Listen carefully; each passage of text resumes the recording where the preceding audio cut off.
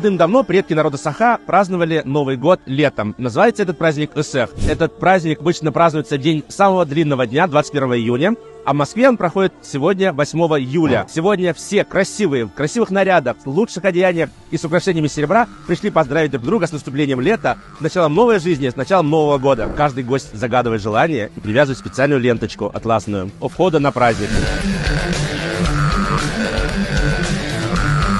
Центральным событием Исеха станет якутский обряд благословения Алгыс, который всегда проводит Алгыс-щит из Якутии. Это человек, который разжигает священный огонь и, обращаясь к добрым силам, просит у них удачи, добра и благополучия. А в конце праздничного дня все гости смогут стать участниками древнего кругового танца народа Саха Асохай, который представляет собой сакральный символ круговорота жизни и торжества светлых начал. В центре усадьбы Коломенская установлены сярги, старинные якутские коновязи. Как говорят якуты, народ Саха приветствует друг друга «Уруй Айхал! Уруй Айхал!»